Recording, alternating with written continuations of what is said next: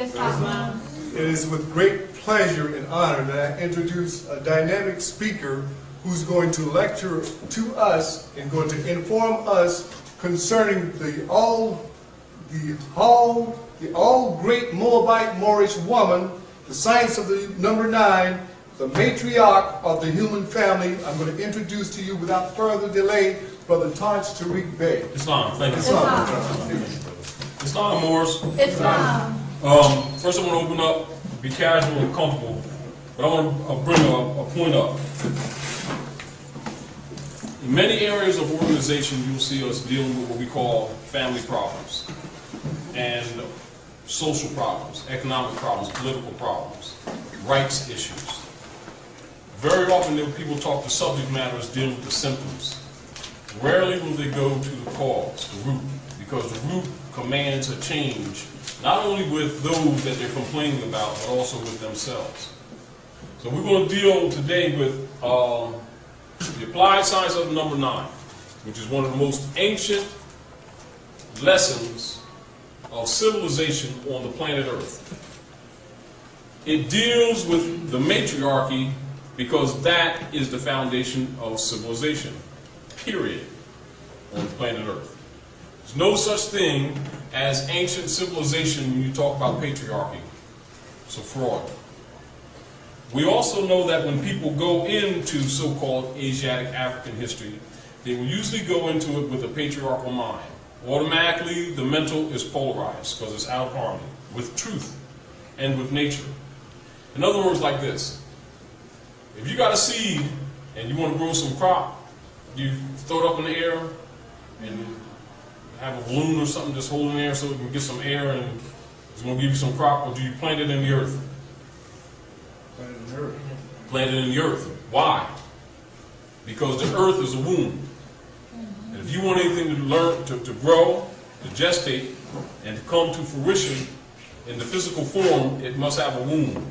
That includes the thought, doesn't it? Isn't the thought a seed? Isn't the seed an egg? Isn't the mind a womb? So there's a feminine principle in nature that we've been ignoring, not that we didn't know about it, but because we've been made patriarchal in our mentality to the masculine principle being the superior I, i.e. God, which is a fraud. Men need not be, how would you say, threatened by truth, but they should embrace truth. Recognize, like you can have, if you have daughters and sons, right? Say you got a daughter and she's 13, 14 years old, and you got a son about 17. Mentally, they're about equal. Because women are always faster than men. Why? Because they're the first being here. Because every male has a mother. And every female has herself, her mother. And every egg is female. It's not disputable. So what came first, the chicken or the egg? They're both females. What's your argument? So you must understand nature. If you want to understand nature, you must understand nature and how things are done to understand yourself. And so if you're going to know yourself, you must acknowledge first your origin. Your birthmark, universal, is the navel. Nave implies water and navigation. Il means God. So navigating gods. And so your birthmark is a navel. Universally. It's not a strawberry, it's not a mole on your back with a hair growing out of it. It's a navel. Universal. Principally, all ancient civilizations were matriarchal. Matriarchal means government run primarily by women. Because in our time now, because we're living and we're speaking now, we relate mostly to what we know or what we've been told. And so we've been living under patriarchal systems and have no reference point, simply because books have been burned by the Christians. Literature has been burned. Artifacts have been hidden, and some that were very revealing were dumped in the middle of the ocean so that you couldn't figure this thing out. Then you were jealously protected from outsiders giving you any information. Back to what you were saying. The issue, before we go into some points about woman and using her tools, going back to the principles of our ancient fathers, you must understand the caveats. This is back to even some things that we're discussing, even with the children, babies, the birth certificate, etc. So before we talk about the birth certificates, you must know about what is the instruments that cause them or gives them the ability to make this claim of bond in the first place. So the first thing that you should be aware of is the Christian Black Codes of 1724, correct? You're aware of them, right? The 54 articles, right? Came from the church. You're aware of that, right? No. You're not? New to this. Well, let's go back a little further. Constantine the Great. Flavius Valerius Constantinus, the Roman ruler, emperor, and the authorizer and the authority of the founding, adoption, proliferation, and the propagation of the Niceno-Constantinopolitan Creed for Roman rulership on the planet Earth. That Niceno-Constantinopolitan Creed of Constantine was established over a series of years with the first major council of bishops coming together, 325 AD. Do you have an idea what that date means? 325 AD. Do you know what AD represents? After Christ. They tell you that. AD means Anno Domini, after domination. Ah. All right. Anno Anno Domini. After domination. Well, who were they dominating? But you know, we don't even go there right now.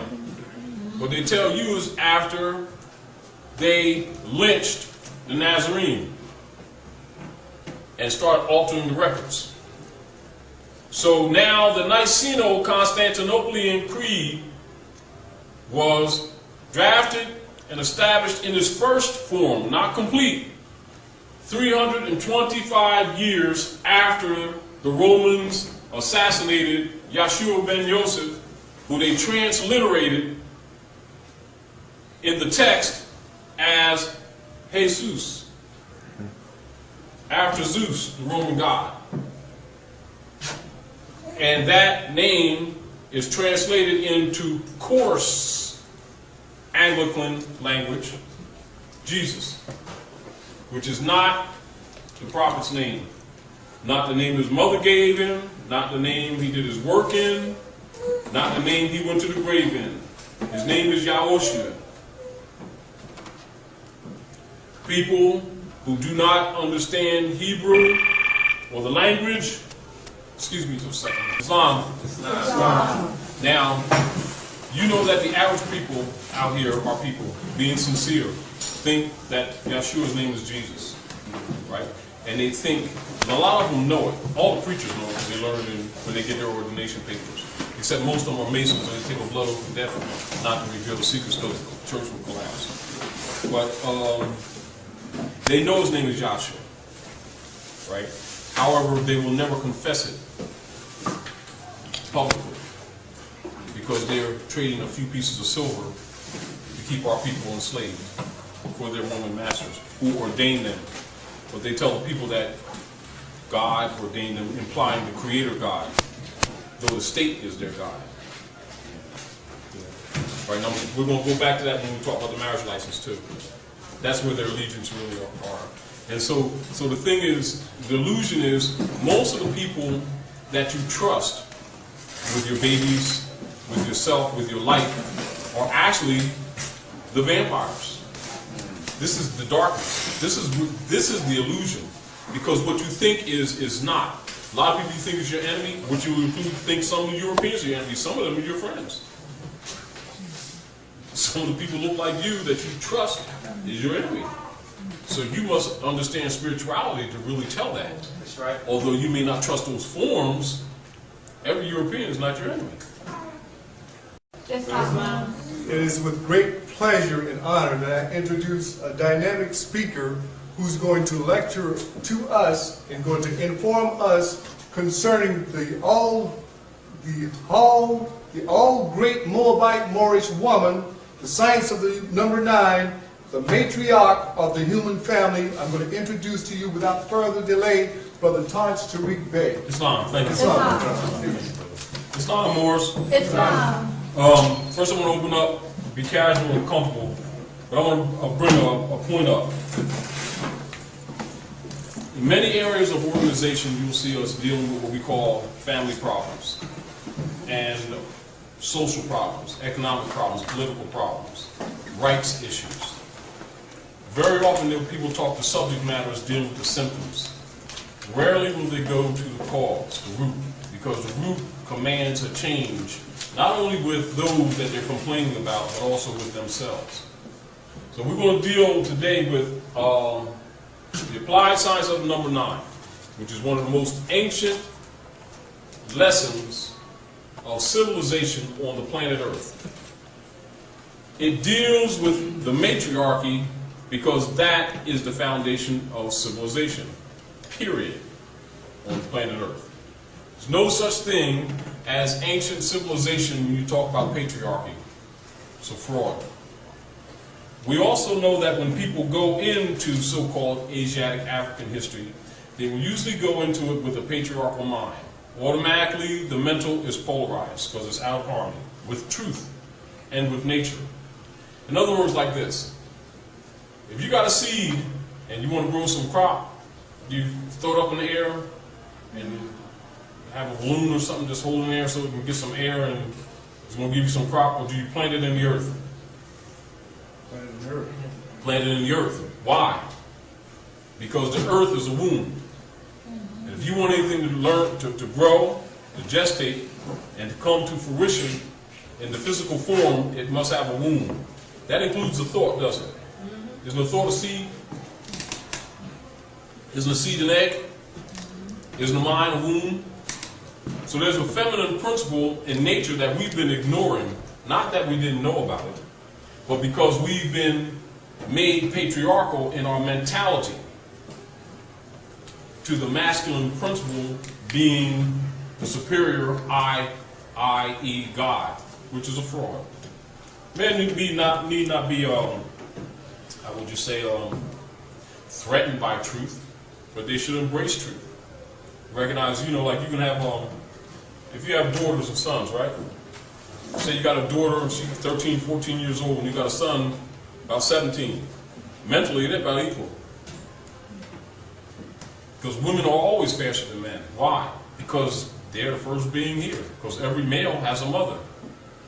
And every female has herself, her mother. And every egg is female. It's not disputable. So what came first, the chicken or the egg? They're both females. What's your argument? So you must understand nature. If you want to understand nature, you must understand nature and how things are done to understand yourself.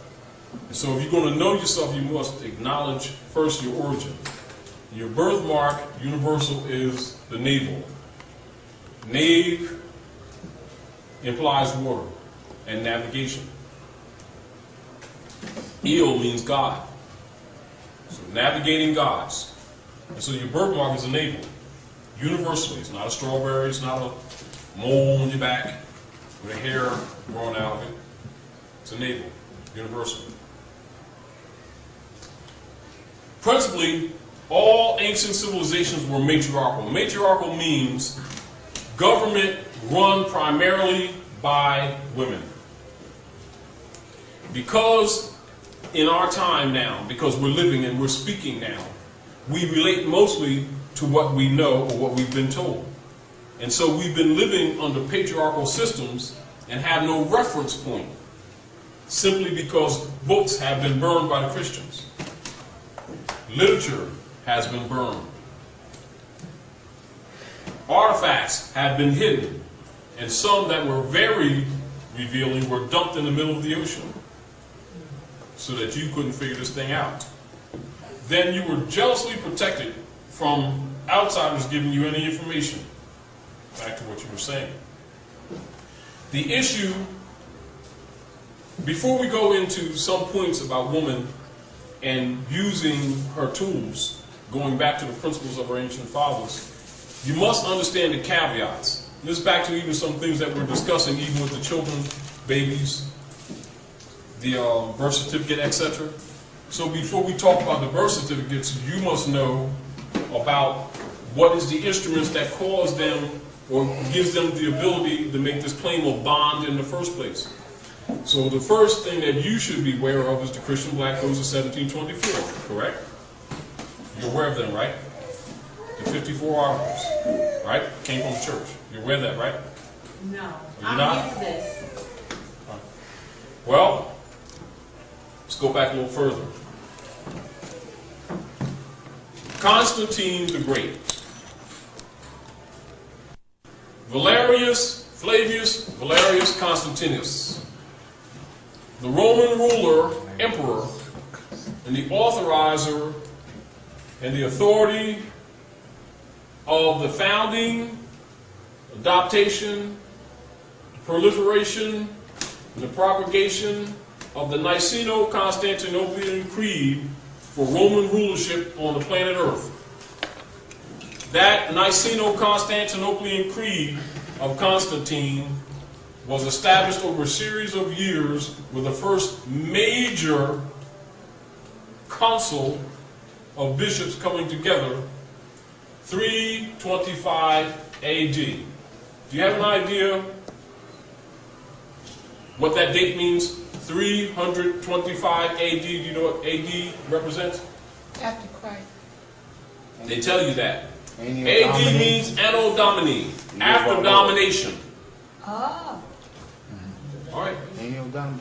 Anno Domini, after domination. Well, who were they dominating? But you know, we don't even go there right now. What they tell you is after they lynched the Nazarene and start altering the records.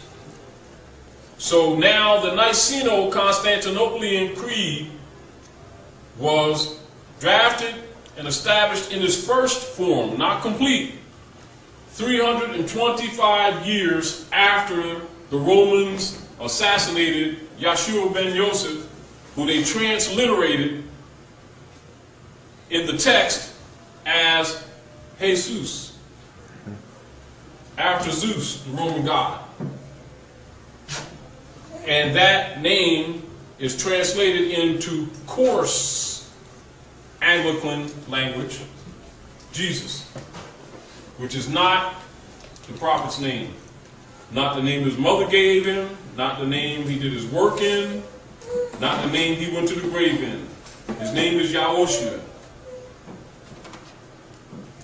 People who do not understand Hebrew or the language, excuse me just a second, Islam. Now, you know that the average people out here are people, being sincere, think that Yeshua's name is Jesus, right?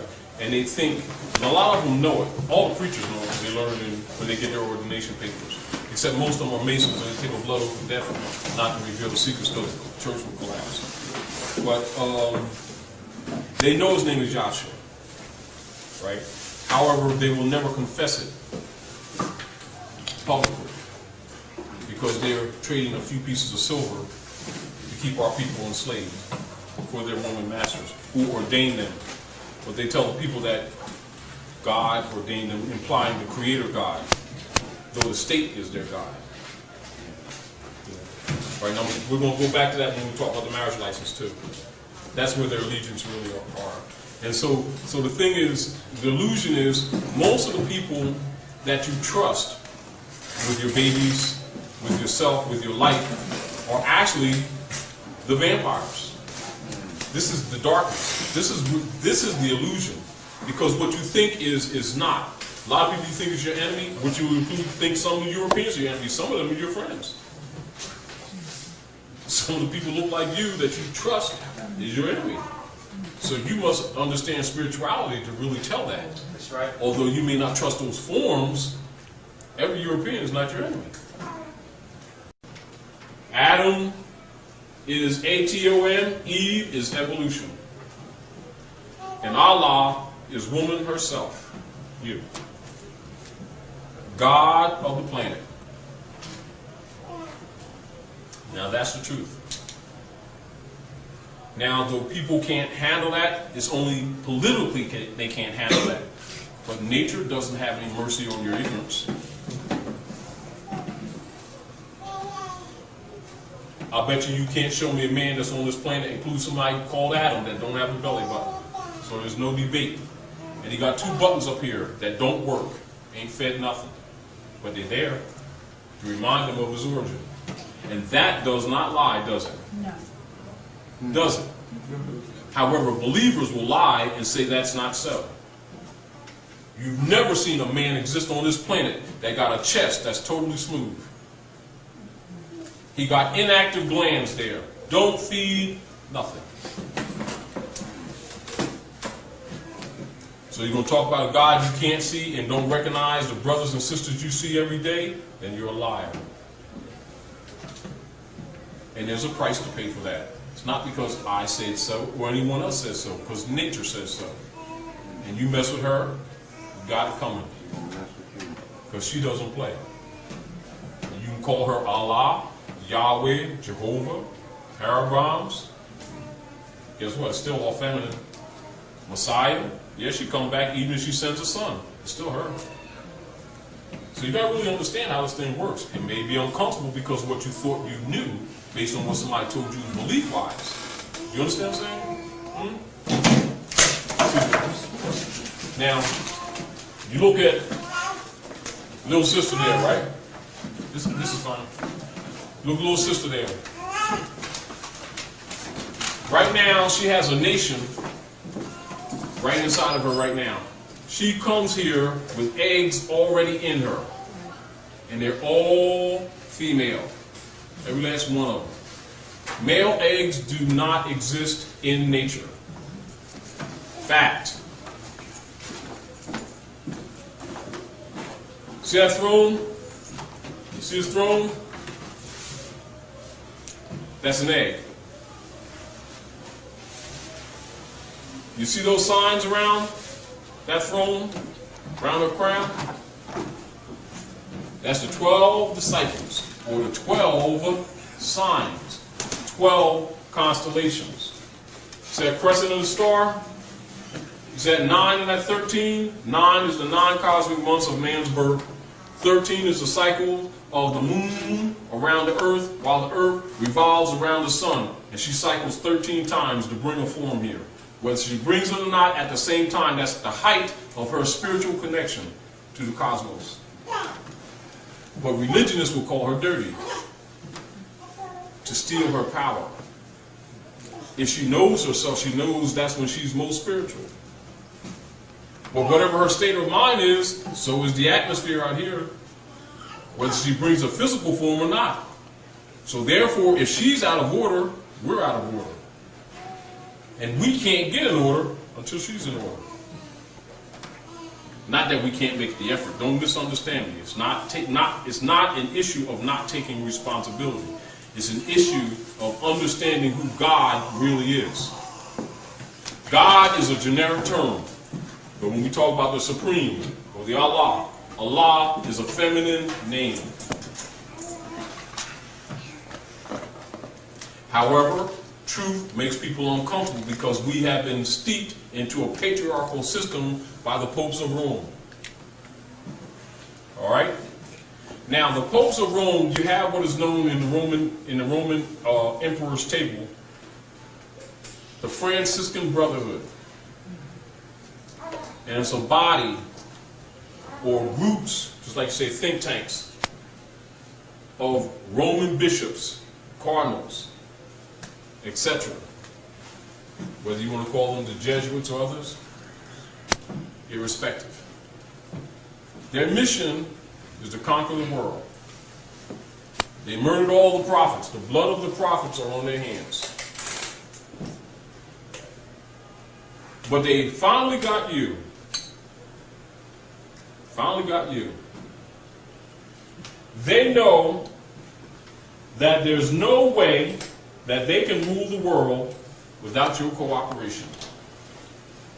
This is why it was very important that when they finally colonized the Maghreb, Marrakesh, that you call America, that's Maghreb el-Aqsa. Maghreb el-Aqsa is Morocco, the extreme west. And so they told you that it's over there. And you believed them. And you disconnected from the land. And they claimed it. Are you seeing what's happening? To preserve the energies and the resources for themselves, they needed to claim the greatest resource here.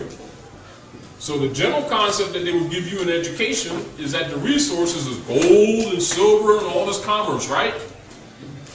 They know that the greatest resource is the people. And so the state, corporations, India Company, Pacific, Africa Company,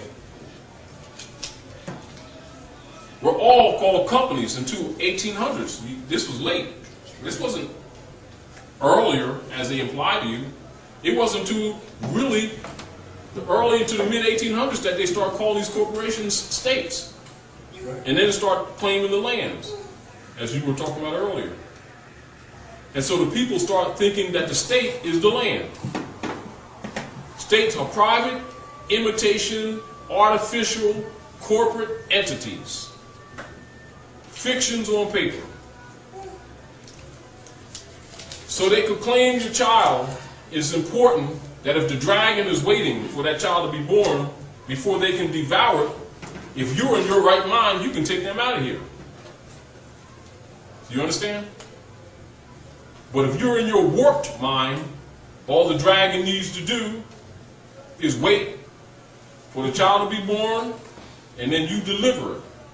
And then they devour the child. And then they file a bond on that child that they gave birth to that child. And so they would list that child as a corporate entity that exists by virtue of sanction from the state. So the certificate of that institution would be birth certificate, state of New Jersey, Commonwealth of Pennsylvania, etc. And the being would be listed in all capital letters, which means a corporate entity, and it would be filed as such. And they would sign their name to that chattel. Therefore, they would have first authority or jurisdiction over the being. So the being would have a Roman name. Remember this, Roman means European nations collectively as one. Does not mean the city in Italy.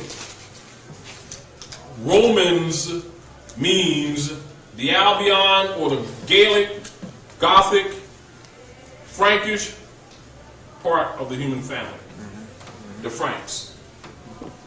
Do you understand? Whether you're saying German, French, English, etc. All of those are contemporary, political, tribal, designated jurisdictions of the extensions of the same people. Do you understand? It's a tribe of Albions who we placed there that broke up into political families, formed for themselves political families. Do you hear me?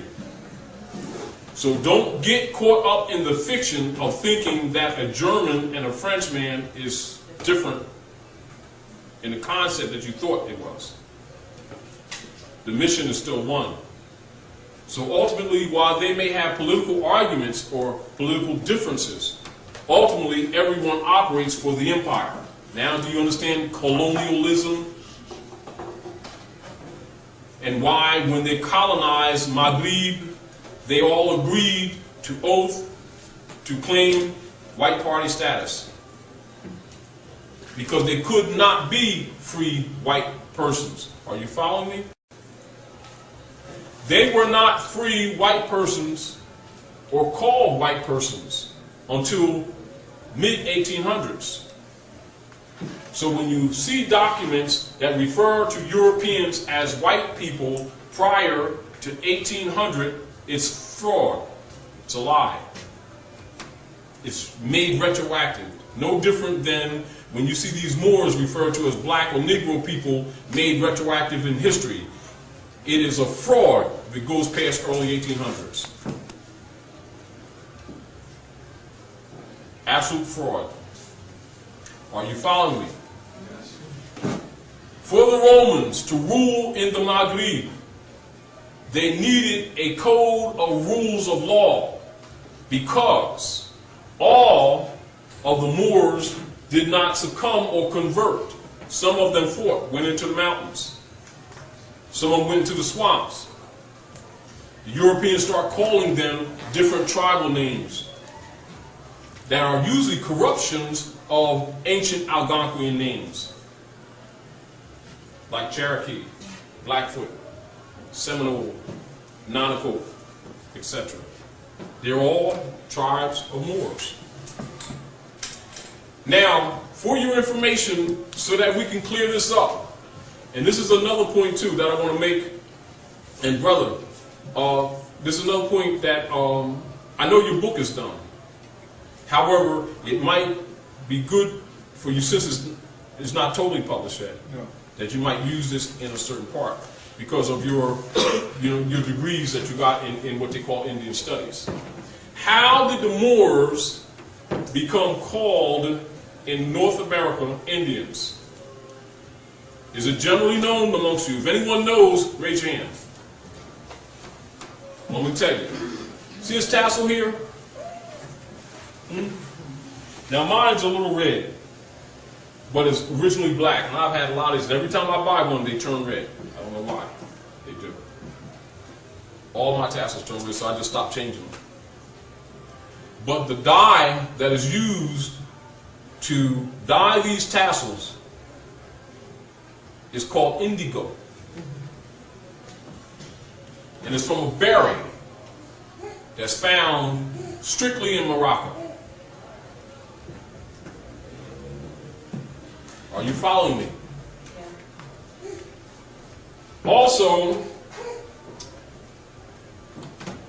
you ever heard, like when they talk about a lot of the Moors, like in the islands and in the south areas of Amexem, and they talk about some parts of our ancient religious rituals, and they call it voodoo?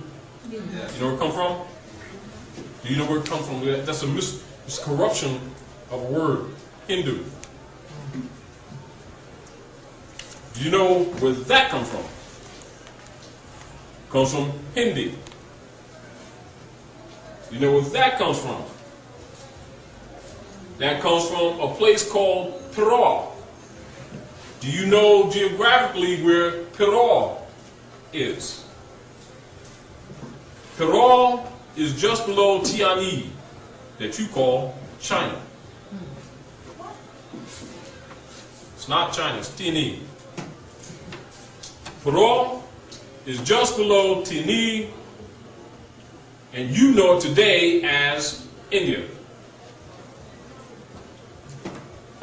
India is not India, and those people are not Indians. They are Moabite and Hittites. Get out of here. Moabite and Hittites.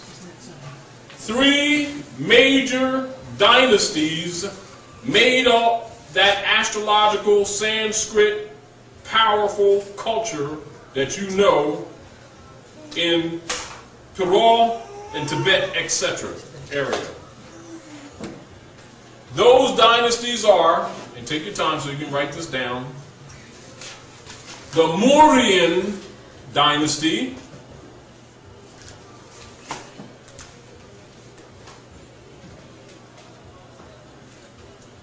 the Nanda dynasty,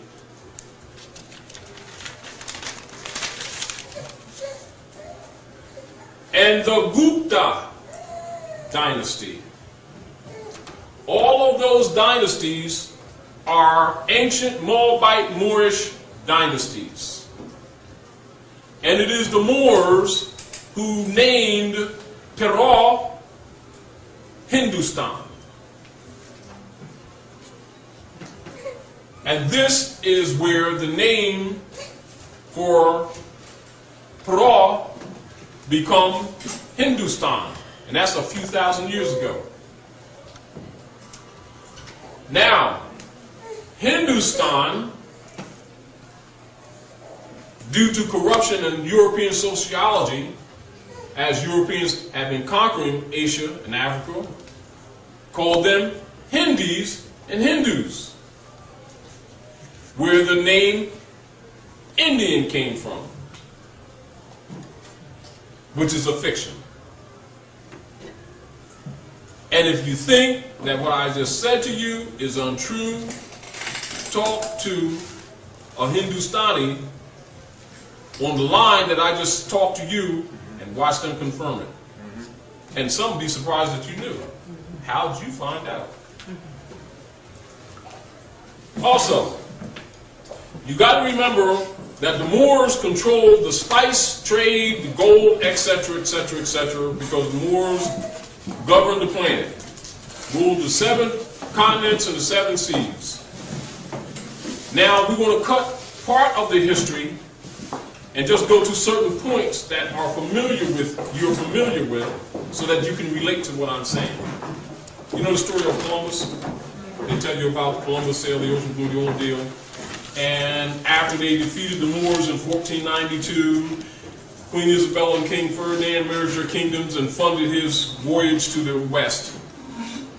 Well, the voyage to the west, pay attention to that, the voyage to the west is the voyage to the Maghreb. When you study European history, you study from the Battle of Tours near Poitiers, France, back to the Crusades, back to the Punic Wars, etc., which is a series of the same wars, actually. For the most part, you think of what you call medieval history and late European history, because the Europeans used that year, 1492, as the pivotal year, or as the axis year, to distinguish ancient and modern history. Why?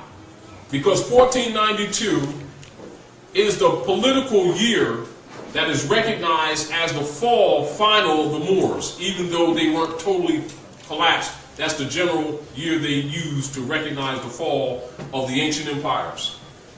And now, what they call European beginnings, when Christendom began to dominate the world. It was not to the Moors fell that the rest of the Asiatic nations fell. They had no chance, because it's the Moors who are also referred to as Turks. So don't get confused, think that Turkey and Moors is different people. When the Christians refer us to as the Moors and Turks, keeping them in check, they're all Moors. They just did that to divide you so that you couldn't trace your history down.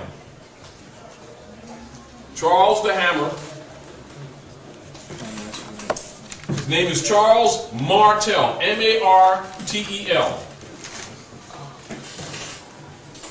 That's European history.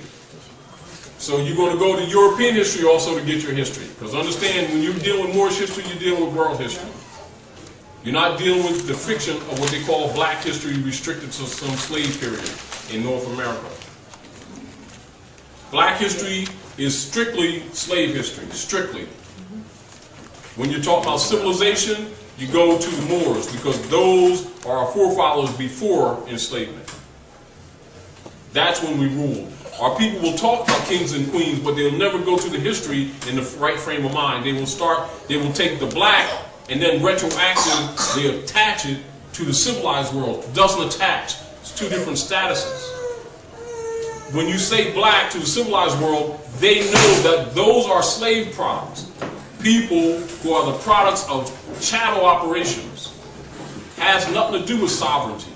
Has nothing to do with authority. Has nothing to do with self-rule, self-governance. it indicates a person denationalized, a person who is outside of the human family, a person who has no standing at law, a person who's not considered organic, but considered corporate, even though it lives. You understand that? So politically, when you see those terms used or written, that's what it means, not what you may assume that it means. So you must seriously understand why the issue is important, even when they list that thing on documents, including that birth certificate. Because they cannot list the person, and remember, keep this in mind too, because it's important for you to know this. There's two types of person at law. Write that down. If you forget this, you're in trouble.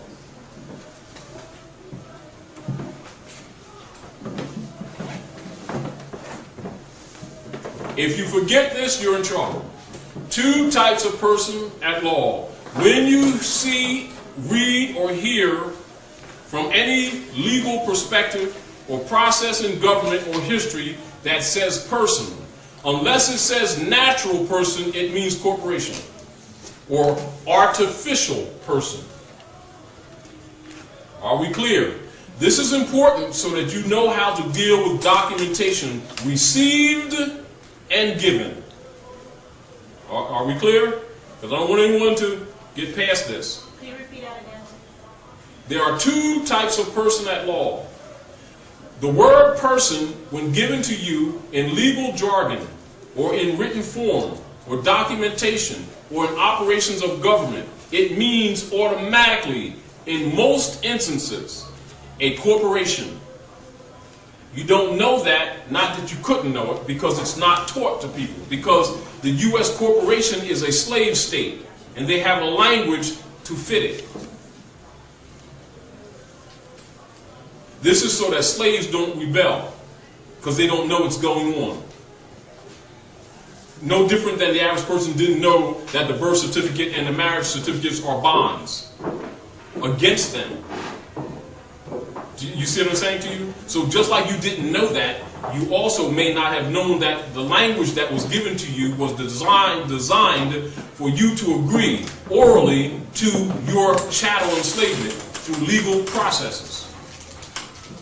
Do you see what I'm saying? And when they give you documentations or present an instrument to you for you to sign and to agree, they represent it as something else when it's actually a bond for the world stock market. Do you understand?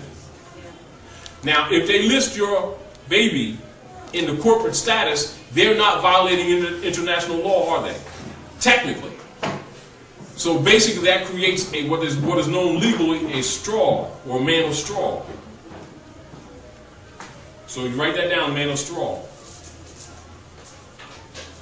And you're going to look up this up in your law dictionary and your unabridged dictionaries and cross-reference it in other unabridged dictionaries. So you got to know how you got where you are so you know how to get out of it, or how to deal with it. All right?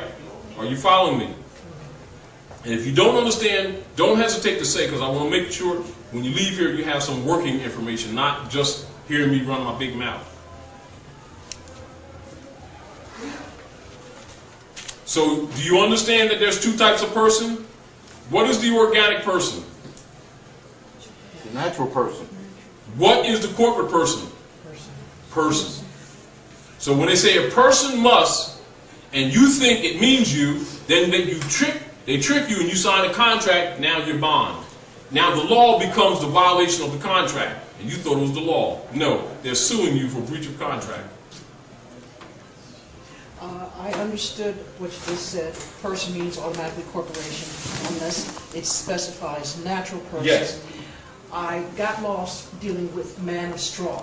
As far as I Man of understood straw of the is child. the fiction that they create to place the debt against. In other words, like what she was talking about earlier, you know, when her husband made an affidavit, and he has not yet filed it, but he made an affidavit, but they did accept the corporate state. What corporate state is that filing under? Commonwealth of Pennsylvania, New Jersey, what? have no idea. Because he just started to file the paperwork. All right, well, don't file them yet. Not if it's theirs. You're going to have to make your own. We'll get back to you later and tell you some things. Not right now. But if you got that certificate from them, Yes. they got a bond on you. They got a bond on you. Yes, they do. So even if you did some other things, they got a bond on you. See, what you must not do, this is why, again, certain things must be taught to our people to bring them back into governmental principles so that you understand certain responsibilities from a civil matter, or certain civil matters already reside with you. But because our people have been held out of government so long, for so many generations, and then overseers were placed amongst our people to convince them that the 14th Amendment Negro stock was a reality, and that civil rights that went with it was a reality. That's fictional. That comes from the Christian Black Codes of 1724. To solidify the corporate person for the states, their agents. You ever notice that when certain agents say to you, by the power vested in me by the state of New Jersey, I pronounce you man and wife? They're state agents. But they tell the people that they were ordained by the Creator, didn't they? And that there's a separation of church and state, didn't they? But the average person, because they deal with beliefs, not facts, never even notice it, do they? They got the mentality of boys and girls. Now you see why civilized people call them boys and girls? And when they do that, then they get mad, they want to burn things, don't they? But they are boys and girls. That's why they call it minority. Most people think that minority means numbers, don't they? It means mental state. Legally, it means mental state. And so you have grown men and women transacting business in alien names and talk about their own things. See the problem? They don't even own their own offspring, who've been bonded away. So they think bondage is a chain. Bondage is that document. They're bonds. They're flesh bonds. See, so this enslavement for the colonists was bureaucratized, and they formulated corporations to deal with their stock investments. That's what the 14th Amendment person is. That's why as soon as you agree that you're Negro, Black, and colored, you come under certain codes and you don't know what's happening to you, but that's what happens to you. An ignorant person calls it prejudice. A person who knows law calls it birthright theft. Because that's what it is. And you always have the right to do what? To reclaim the honor of your mothers and your fathers. But if you don't want to honor your mothers and fathers, that's your right too, isn't it? Huh? So if you've been transacting business in alien names, and then you go vote in them names and they tear up the vote because it ain't going the way they want to, should you be upset? No. An intelligent person wouldn't. But an ignorant person would be upset because they think that that vote belongs to them, don't they? Huh? So if a dog comes around filing elephant votes, and then somebody comes along, elephants, tear up the votes because they ain't going the way they want to, and then the dog's called the elephant's prejudice. Who's at the lunch? Dog. Oh, all right. So you got all these Asiatic Africans saying they Smith, Jones, Johnson, and Frankenstein, and they talk about freedom. It's an oxymoron. That don't go together. We're talking about legal. We're not talking about their emotions. Are you seeing? So any documents that are filed on behalf of such persons automatically becomes under the wardship of the state corporation. And that entity is treated as corporate property. It's called chattel. Isn't that simple breakdown? It's not complicated, is it? Is it? And once you understand it, you can understand your own concept that how you should start thinking on how to undo it. It's not complicated, is it?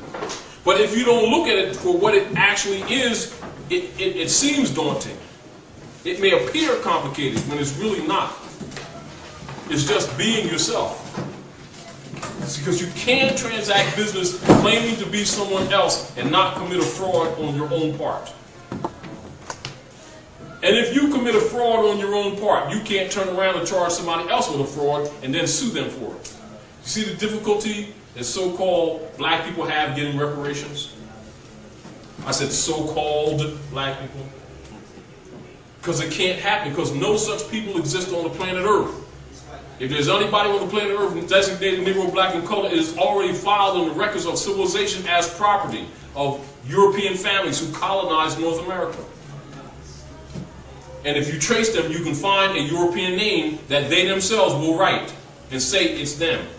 So can that being turn around, come before a free court, before the civilized world, and command freedoms or the rights of international law for that security of that being? Cannot happen. Now you understand the Dred Scott case? Plaintiff in error. And scholars keep talking racism when that is not really the issue. It's a diversion. Plaintiff is in error, claiming to be Scots and Englishmen or Welshmen. So you got an Asiatic claiming to be Englishman, but talking about he's free from the Englishmen. You cannot dishonor your mothers and your fathers and then claim freedom, because your inheritance is in the mother and the father's names of your forefathers. And that's where the nations of the planet Earth put their trust. And so if there's any bond of honor or any covenant of honor, and you transact business in an alien name, don't talk about law, don't talk about justice, because the position is no judicio standi, no standing at law. Of course, out of ignorance, we would call it racism. Because we've been taught that, because they don't want you to figure out what really it is so you don't fix it. So even the one doing it to you will promote racism. You see the point? It's to their economic advantage. Do you see? And so when we're speaking with people on these issues, because they may give what appears to be a reasonable conversation, we can get fooled into thinking that they're trying to work something out. It is no problem at all, because math is 1 all over the planet. 1 and 1 is what? 2. 2 and 2 is what? 4. Uno, uno. Dos, dos. It doesn't matter. You understand what I'm saying? It doesn't change. Because truth don't change or pass away. Beliefs come and go. Because they're not founded in truths. They're founded in emotion. So there's instability there, isn't it? And the root word in belief is lie.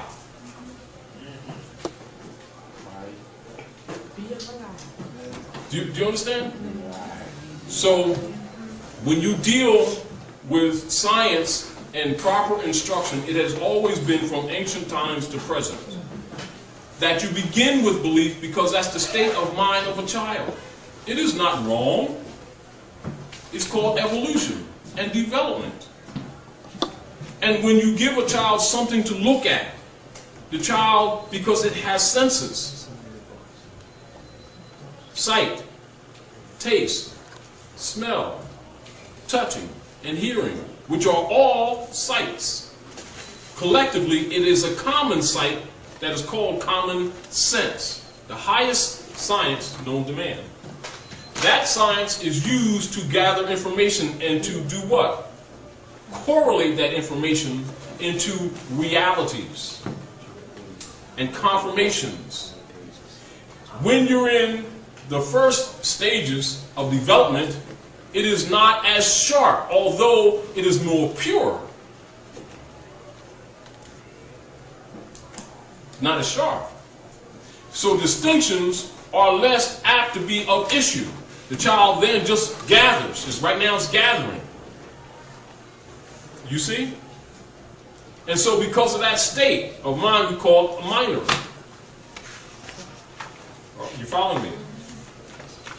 But the rules don't change. The truth don't change or pass away. When the child gets a little older, then it comes from belief to faith. And remember, it's a trinity of steps. Triune principle. And faith is when it has a little bit of understanding of what the child believed.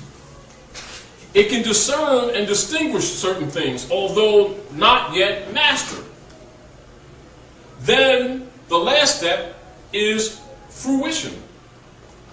And fruition is when the being and the truth becomes one. Then the child is a man or a woman and no longer needs the childish things, and he puts them away. Doesn't cast them in the dirt. It's just saved for the next children. So a grown being is not supposed to be a believer of anything. However, if you tell people that right out, they'll think that you're attacking Allah, that you're attacking the prophets, that you have no respect for divine order. But it's only said out of ignorance. Then you understand the condition of the world, why it's in the condition it's in. But it's that way because those who have been ruling taught them that, to rob them, because they're money changers. You get the point? Because they're stealing your birthright. So therefore, the baby, right now, you're what she knows. And her daddy is what she knows. There's, she's starting to explore a little bit, but you're the center of her universe right now, right? And then when she gets 1.5, she's going to start testing the waters a little bit. And she gets 2, she gets pretty confident, because they're very sharp, right? Then they're going to start looking for little exercises of independence. Though they're not going to be independent for quite a while, they're going to start exercising. These are cycles, right? And so when the child's not sure, she's going to be holding on to stuff when she's trying to walk.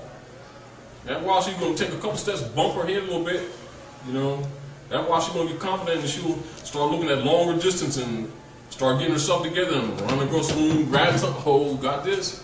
After a while, you're going to be telling her to sit down. Right? And after a while, she's not going to think about walking, she's just going to get up and walk. Then she's going to be running. Hey, it ain't no big thing. Same thing with knowledge. It's evolutionary process. That's Eve. You see?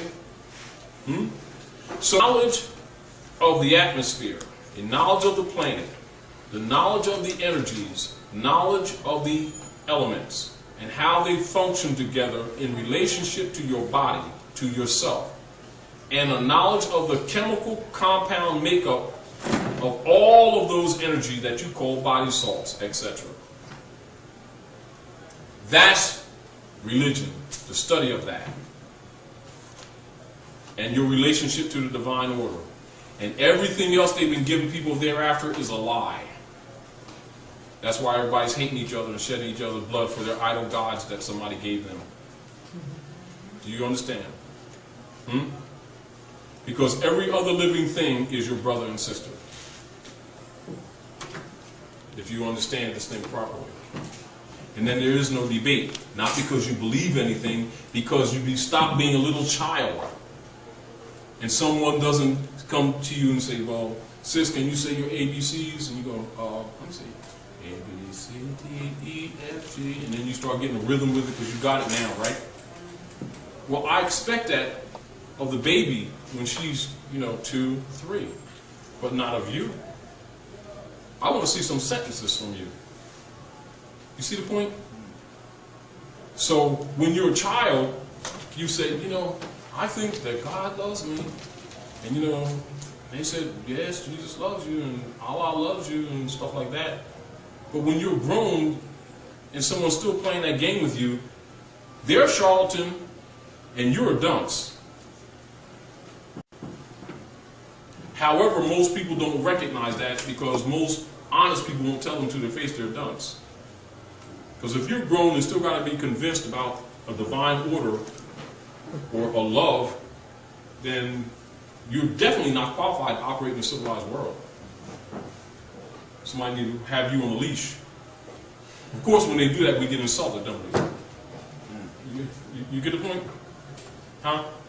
Do you see why certain people, when they travel the world, there's certain people that just run around all free, and a certain group of people, particularly, if they're going to other people's country, they're usually on some boat tour, and they don't let them go too far from the shore or some little hotel.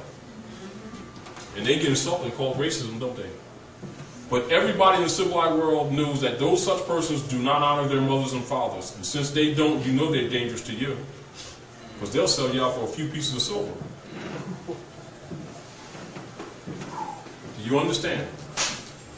That's how the civilized world see these people. They don't talk to them because we like to burn and fight. And we get hostile very quickly. And so they won't tell you these things. They'll just come here and make economic progress like every other civilized being while we keep on talking about our beliefs and how saved we are, while our babies are dying, our families are falling apart. But we're saved. We're hypocrites. Back to point. The Franciscan Brotherhood, when they overthrew the empire, the Maghrib, they needed a rule of law in order to govern the defeated people, which is why they took the children from the mothers, because the mothers carried the principles of civilization as well as the wealth. Are we clear?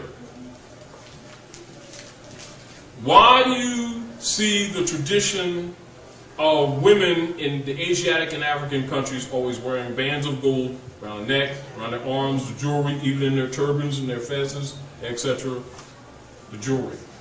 Because the wealth of the family was maintained by the women. Why? Matriarchy. Are we understanding this? Are we clear? We clear? If you go into history and are not aware of that, that does not mean that in this mental state that we're in now that we can go through those principles, because we're corrupted. But if you go into history and not know that, you're going to go into history with a wrong frame of mind, wrong frame of reference. Are you clear? The Franciscan Brotherhood established the Christian Black Codes of 1724 to govern the defeated Moors, who are branded Negroes, blacks, and colored, came directly from the church. That was adopted from William Lynch, the master Christian slaveholder from the Atlantis Islands that you call Dominica, Puerto Rico, that area, Haiti, that area. That's the Atlantis Islands. And he came up and he spoke to the Christian slaveholders here in North America on how to institute the psychic attacks of their Roman forefathers in order to put these people in check so they could perpetrate this for hundreds of years rather than having to keep fighting them and guarding them with guns and lynching them because they was losing property.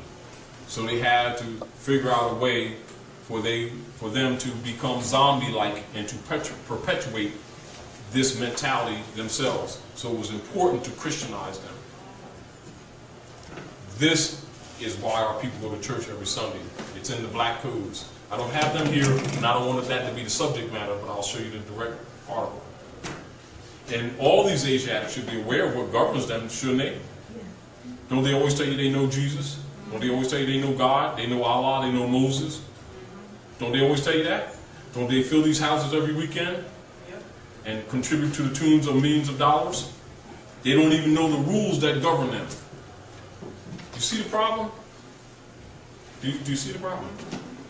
So logically, they wouldn't know that that birth certificate and that marriage certificates are bonds because they don't deal with those matters because their beliefs don't support it. Doesn't change the reality, does it? Because a person's in denial, does that change reality? Does reality change because a person don't want to deal with reality? Huh? So, if these Asiatics here are all bonded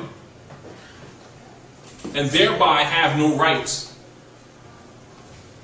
and then accuse the rest of the civilized world of prejudice because their absence of rights, and don't recognize that their birthright has been stolen, is the rest of the world responsible to their ignorance when the birthright is founded in the honor of their own mothers and fathers and recognized by the world only thereby? Are you following me?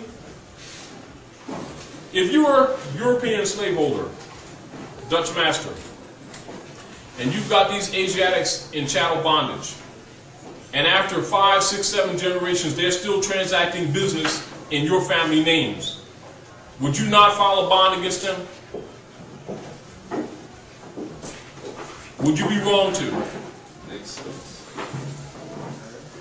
Should anything that you buy or sell with the mark or the number of their name be bonded to their corporation and not to anything to your benefit? Is that unjust? If you got a body of people who are not called by their father's names, that keep transacting business in somebody else's name, that keep arguing about what's unfair and what's right and what's wrong, and the world ignores them, Is the world wrong? However, they usually think that the world's wrong, don't they? But it's a lack of knowledge, not a lack of really trying, because they do a lot of things to try to fix this thing. They got all kinds of organizations to try to fix this thing. They just can't figure out why they can't do it. Are you following me? Yes, sir. And when they go into the ancient culture, they'll go into it with a papal mind, the Franciscan Brotherhood's mentality, instead of the mentality of their forefathers. Back into the egg. Look back into the hole from which they were dug. Turn your hearts back to the principles of your ancient mothers and fathers if you want to be rescued. Ain't nobody gonna come here with no mystery thing and fix nothing. The truth is going to set you free, and nothing else. And if you don't want to deal with it, you got a right to be enslaved. And the rest of the world got a right to live off your birthright, so don't feel as though you've been and are being mistreated. Because if you don't honor your mothers and your fathers, and the law comes from your mothers and your fathers, and you keep saying it belongs to him, hey, guess what? That's an agreement, isn't it? And that agreement, if you declared out your mouth that the constitutional principles of civilization belong to the Europeans, you waived your rights. And if he claims it, which he's doing anyway,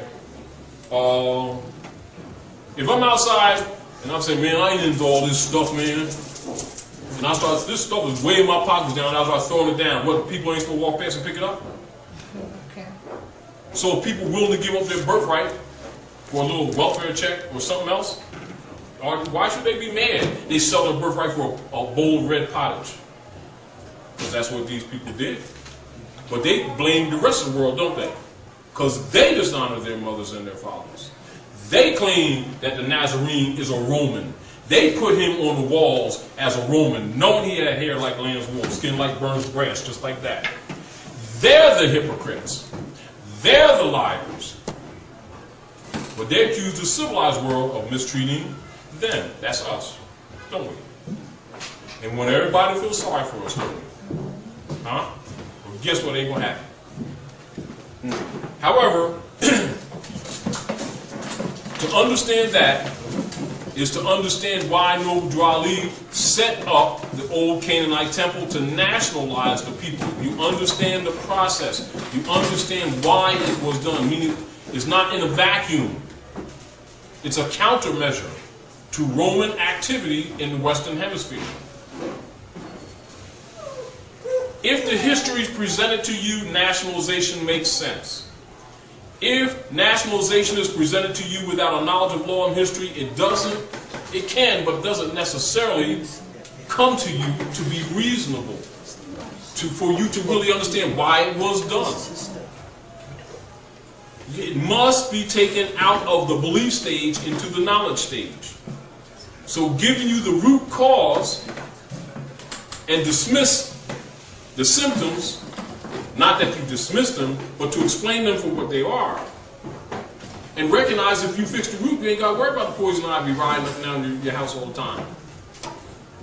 Stop picking the leaves off because it's going to grow back. Get the root. And so if you don't fix the root of the problem, I mean if you don't reclaim your birthright, Flavius Valerius Constantinus, the Roman ruler, emperor, and the authorizer and the authority of the founding, adoption, proliferation, and the propagation of the Niceno-Constantinopolitan Creed for Roman rulership on the planet Earth. That Niceno-Constantinopolitan Creed of Constantine was established over a series of years with the first major council of bishops coming together, 325 AD. Do you have an idea what that date means? 325 AD. Do you know what AD represents? After Christ. They tell you that. Anno AD Domini. means Anno Domini, after domination. Oh. All right. Anno Domini. Anno Domini, After domination. Well, who were they dominating? But we don't even go there right now. What they tell you is after they lynched the Nazarene and started altering the records. So now the Niceno-Constantinopolitan Creed was drafted, and when you got a son about 17, mentally they're about equal. Because women are always faster than men. Why? Because they're the first being here. Because every male has a mother. And every female has herself, her mother. And every egg is female. It's not disputable. So what came first, the chicken or the egg? They're both females. What's your argument? You know, so you must understand nature. If you want to understand nature, you must understand nature and how things are done to understand yourself. And so if you're going to know yourself, you must acknowledge first your origin. Your birthmark, universal, is the navel. Nave implies water and navigation. Il means God. So navigating gods. And so your birthmark is a navel. Universally. It's not a strawberry, it's not a mole on your back with a hair growing out of it. It's a navel. Universal. Principally, all ancient civilizations were matriarchal. Matriarchal means government run primarily by women. Because in our time now, because we're living and we're speaking now, we relate mostly to what we know or what we've been told. It is with great pleasure and honor that I introduce a dynamic speaker who's going to lecture to us and going to inform us concerning the all great Moabite Moorish woman, the science of the number 9, the matriarch of the human family. I'm going to introduce to you without further delay Brother Taj Tarik Bey. Islam, thank you. Islam, Moors. Islam. First I want to open up, be casual and comfortable, but I want to bring a point up. In many areas of organization, you'll see us dealing with what we call family problems and social problems, economic problems, political problems, rights issues. Very often people talk to subject matters dealing with the symptoms. Rarely will they go to the cause, the root, because the root commands a change, not only with those that they're complaining about, but also with themselves. So we're going to deal today with the applied science of the number 9, which is one of the most ancient lessons of civilization on the planet Earth. It deals with the matriarchy because that is the foundation of civilization, period, on the planet Earth. There's no such thing as ancient civilization when you talk about patriarchy. And so we've been living under patriarchal systems and have no reference point, simply because books have been burned by the Christians. Literature has been burned. Artifacts have been hidden, and some that were very revealing were dumped in the middle of the ocean so that you couldn't figure this thing out. Then you were jealously protected from outsiders giving you any information. Back to what you were saying. The issue, before we go into some points about woman and using her tools, going back to the principles of our ancient fathers, you must understand the caveats. This is back to even some things that we're discussing, even with the children, babies, the birth certificate, etc. So before we talk about the birth certificates, you must know about what is the instruments that cause them or gives them the ability to make this claim of bond in the first place. So the first thing that you should be aware of is the Christian Black Codes of 1724, correct? You're aware of them, right? The 54 articles, right? Came from the church. You're aware of that, right? No. You're not? I'm new to this. Well, let's go back a little further. Constantine the Great. It's a fraud. We also know that when people go into so-called Asiatic African history, they will usually go into it with a patriarchal mind. Automatically, the mental is polarized because it's out of harmony with truth and with nature. In other words, like this. If you got a seed and you want to grow some crop, you throw it up in the air and have a balloon or something just holding there so it can get some air and it's going to give you some crop, or do you plant it in the earth? Plant it in the earth. Plant it in the earth. Why? Because the earth is a womb. And if you want anything to learn, to grow, to gestate, and to come to fruition in the physical form, it must have a womb. That includes the thought, doesn't it? Isn't the thought a seed? Isn't the seed an egg? Isn't the mind a womb? So there's a feminine principle in nature that we've been ignoring, not that we didn't know about it, but because we've been made patriarchal in our mentality to the masculine principle being the superior I, i.e. God, which is a fraud. Men need not be, how would you say, threatened by truth, but they should embrace truth. Recognize, like you can have, if you have daughters and sons, right? Say you got a daughter and she's 13, 14 years old.